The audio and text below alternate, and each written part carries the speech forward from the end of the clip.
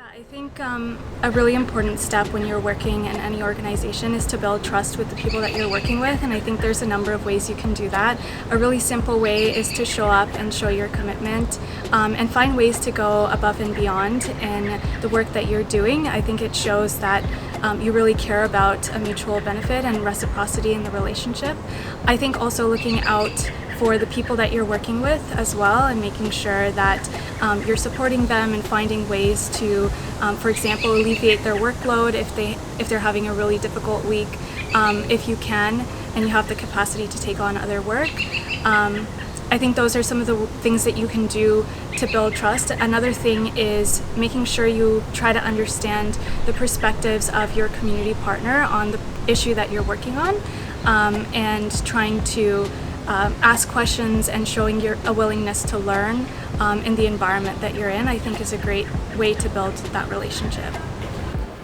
As a Wilson leader, while I was conceptualizing and developing my community engaged project, I reflected a lot on the principles of community engagement, and you can find all that information online on the Office of Community Engagement's website.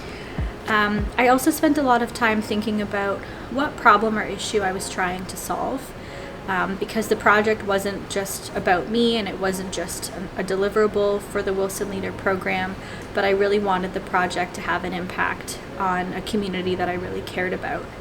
And so as I was thinking through this project and coming up with a list of partners that I wanted to work with, I tried to think of community organizations or partners that would benefit from the type of work that I was hoping to accomplish. And so when you approach a partnership with mutual benefit in mind or reciprocity, it really can help leverage both your strengths and your partner's strengths, but also to find a really good synergy for how you can work together because you're both motivated to achieve the same goal.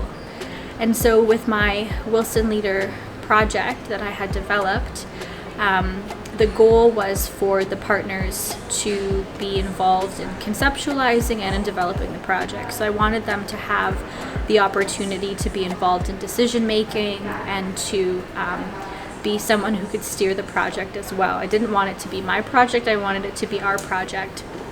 And one of the first things that I did before I put together the project plan was to understand what sort of challenges those community partners or organizations had already identified and what types of solutions might be feasible in order for us to work together. So I really went into it wanting to listen to the community partner.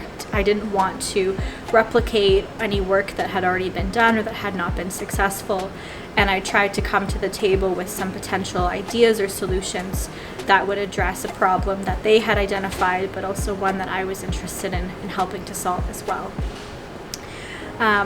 One of the challenges that I experienced with my community engaged project as a Wilson Leader was the COVID-19 pandemic. And so I was just about to launch my project in March 2020 when the school shut down and the world shut down. So we had to pivot and we had to think of new ideas, and we started doing some more online communication and engagement.